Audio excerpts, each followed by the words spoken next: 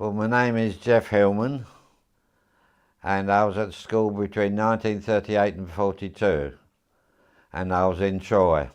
Well, I was only 11 then, so I didn't have a bicycle, but I used to walk to school or catch the bus, the old Sutton Road bus. Can't remember the number of it, but it was a single decker. But I used to go to school with a chap called Fielding, John Fielding, and he was in the fourth form, and I was in Form 1 prep. And I used to live in Maple Square, and he used to come across the top of Browning Avenue, and he'd wait for me, and then we would both walk to school together. Katie Short was our form teacher, and she was very good. I really liked Katie. She was my favourite. She used to live with Ma Alec in Thorpe Bay, and in 1938 we went I went with Derek Smith. I think he's gone now, but went with Derek Smith to tea at Katie Short's house one day, and it stuck in my memory as one of the nicest visits I'd ever had. Well, I didn't have all that many memories of Dr. Moore because being in Form 1, we were the lowest of the low at the schools. His nickname was Plug, and he got that because one of the school captains before in about 1935, 1936, had got a gangster, a book, one of the popular American authors, and in that book was a gangster called Plug Moore. And that's how he got his name, so his name was Plug Moore. But his other nickname was Wim, because his initials were W-I-M. But I knew him as Plug Moore. But he was a very good headmaster. Being young, we weren't too interested in whether war was going to be declared. I can remember listening on the radio to Chamberlain coming back from Munich and saying peace in our time, and then, of course, 9 months later, war was declared. And my mother panicking because we were all going to get bombed to pieces, but of course nothing ever happened. And then it was a tense time, but it was really the phony war, so that nothing really happened until further on in the year, and also into 1940. Well, only Van Dyke was the PE teacher, but he also taught maths as well. And I was chatting in form one day, and he gave me a detention for being too noisy, and I was quite hurt about that, but because I deserved it.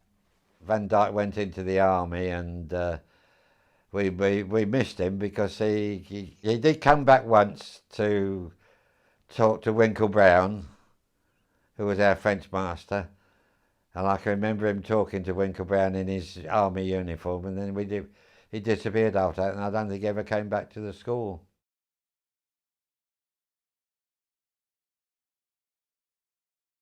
We didn't know where we were going. We got no idea. Mother and father had no idea, but we knew we'd got to go. And on June the 2nd, the Sunday morning, a bus came along at 6 o'clock in the morning to take us down to the station at Southend. Well, I took a small suitcase with a couple of changes of underclothing and a shirt. I can't remember exactly what, but enough to keep me going for a couple of weeks, and my gas mask. And we got onto the train. Eventually we were told as we were going through London, I can remember, I can't remember what teacher it was, but he said that we were going to Mansfield. We just wondered where the devil's Mansfield, and we found out it was in Nottinghamshire. And it was a hot day, a really hot day, and the train, I can remember, was really warm. We were sweating like blazes. And we eventually arrived at Mansfield, and I can remember going up to the Chesterfield Road, to an area where all the children from the two schools, that's the girls' high school and the boys' high school, were standing, and then we were sectioned off to our various foster fathers and foster mothers. Well, I was very fortunate because I stayed with the managing director of Stokes Castings, which was a main factory in Mansfield which was making gas mains, and of course it was on to war guns then. And so I had quite a good billet, and I was in a semi-detached house, and they had a maid and a young baby, and the maid used to look after the young baby, and the wife of Mr. Jeffrey, his name was. His wife was, her brother was manager of South Normanton Colliery. I can remember that vividly. Well, they split the school into two sections. The lower school was at Brunt's, and the upper school was at the QE, so that as I remember, there was not much contact between them, because Dr. Moore was in charge at the QE and Kate Short was in charge at Brunt's. It was unusual schooling because we used to work in shifts, because there was two schools using the one building, so we used to take it in turns. We used to go, as I recollect, but I'm not certain on this, a month about, we'd go to school at 8 o'clock in the morning till 1 for a month, and then we would go to school in the afternoon from 1 till 6. But weekends we'd get our bikes out and we'd go cycling. We used to go cycling on Eakring Moor, which was just outside, not far from where I was billeted, and I made great friends with Robin Beard, who was a schoolboy in the QE Grammar School, and we used to play together. We used to play tennis. He got a tennis court in his garden. His father owned a shop in Mansfield called Beard and Freeman's. There was an ironmongery shop, so he was quite well off. So this was quite a interesting exchange for me.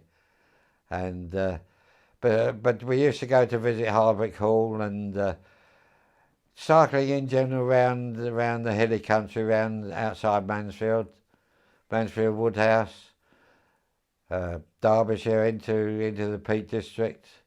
In fact, that's where I go to get my love of the Peak District, because I used to go later on in my years. I went rock climbing in the Peak District and in all over the country. But I still visit the Peak District now. By the way, Robin Beard is still alive. We still exchange Christmas cards, but he's as old as me now, so like me, he doesn't get around too much. Well, life in Mansfield was obviously different because it was a mining town, and the people were different. Southend, of course, was on the coast and was being subject to bombing, and we didn't get all that much bombing. I can remember going into the shelter once in Mansfield, so that there wasn't any bombing at all in Mansfield, but in Southend, of course, completely different. We were told in school of the school being bombed. In fact, I believe it was one of the first bombs that fell on England and on June the 18th, and because we'd only been evacuated for 2 weeks, we weren't really settling down then. But we were told, Kate Short told us that the school had been bombed, and then eventually we saw photos of the school being wrecked, and also, of course, the organ going for a Burton, and part of the school being blown down. There was no phone in those days, and we used to write once a week. Sometimes if I'd got too much on, it was once a fortnight. My father lost his job, so he decided to evacuate, and so he managed to get a job in Stoke-on-Trent at an ordnance survey factory, ordnance factory. And Mum and Dad went to live in Stoke for about 6 months, so that they used to come and visit us then about once every 2 weeks, every 3 weeks. But it was quite a job because you could only do it by bus, and the bus took about 3 hours. It was only about 50 miles difference in distance, but it used to take about 3 hours on the bus.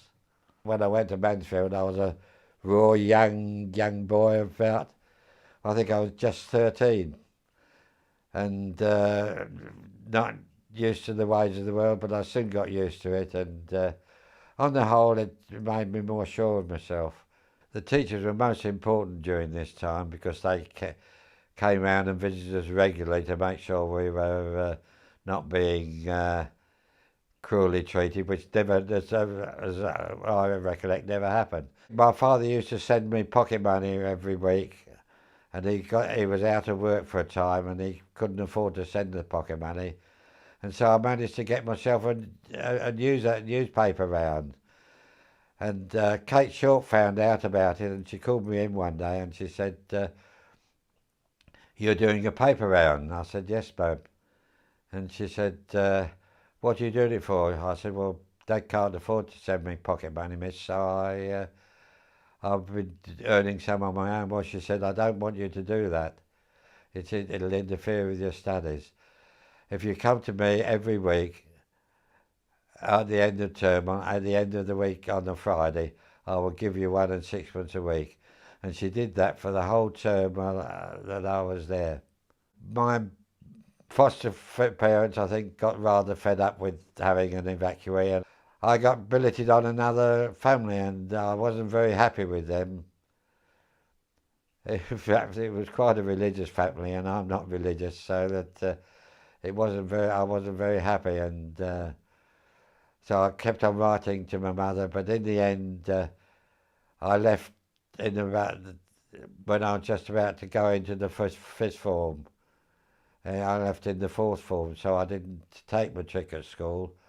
I took it later when I was in the Navy.